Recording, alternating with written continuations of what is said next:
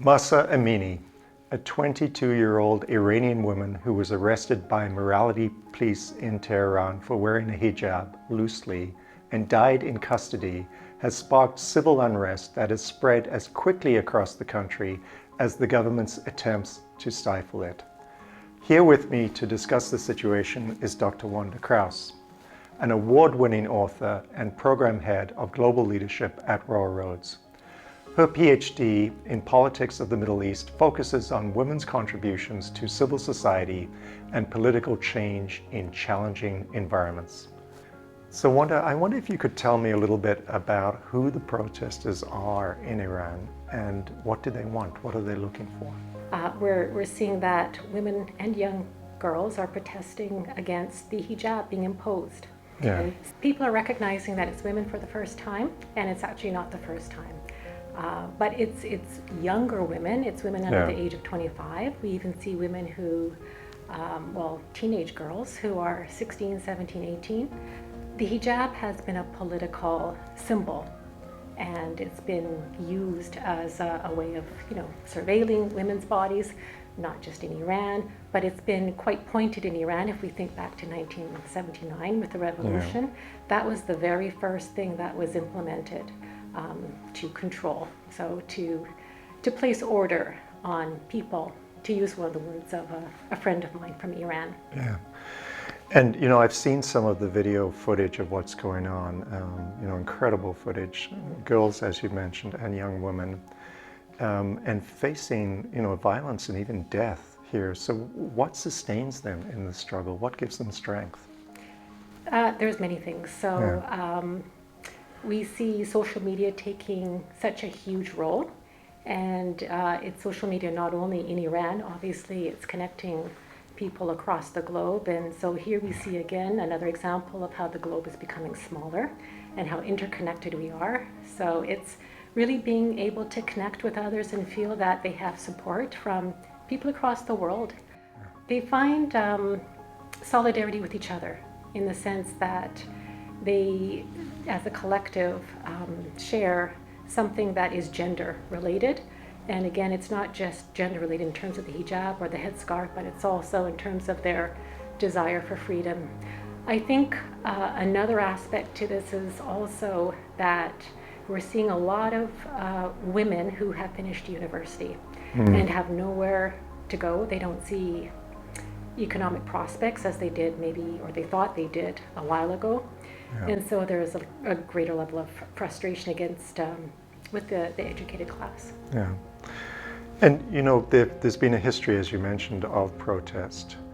But what is different about this one, do you think, and what does it say about the future in Iran? It's a little bit different in the sense that we have, as I'm seeing and hearing from media and also from friends and colleagues of mine, people who are very much on the religious pole, also with these young women who are also saying enough with the hijab imposition on women's bodies. And it's a little bit surprising. It's surprising to see such a wide spectrum of religious positions of people, and all of them in solidarity. Yeah. Quite extraordinary, and you did allude to the fact that this has implications outside of Iran too. So I wondered if you could talk just a little bit about what this means for women's rights globally as well. Well, the hijab isn't a particular women's right issue per se. It's a human rights issue in general. And I think if we pay attention to what's happening as a very gendered sphere of political action, we'll see that there is greater solidarity across the board in terms of human rights abuses. And so that's, I think, also why we see marginalized groups, we see men alongside these women in Iran. And I think what it means outside Iran is that we'll recognize a little bit more how important it is to support women's rights as a human rights issue. Yeah. And then, of course, here in Canada and in France and in other countries, there have actually been moves in some jurisdictions to forbid the wearing of headscarves or hijabs in certain settings. These are both different spectrums of the pole. Talking about the surveillance of women's bodies, but at the end of the day, it's about the surveillance of women's bodies. Yeah.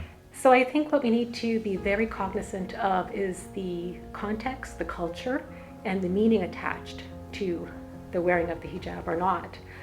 And I think what we need to recognize, both within Iran and Canada, is that it's about freedom of choice, it's about self-expression.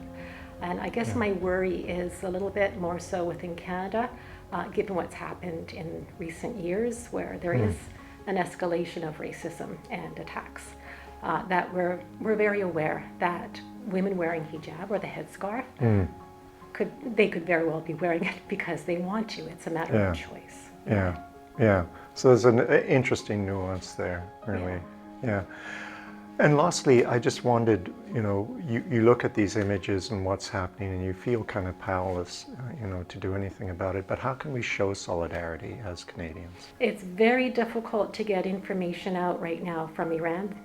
That's what I'm hearing from students, colleagues, friends in Iran. So if we can share anything, I think that is a huge help.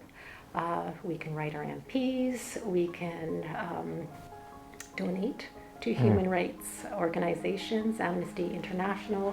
There are human rights organizations in Iran as well.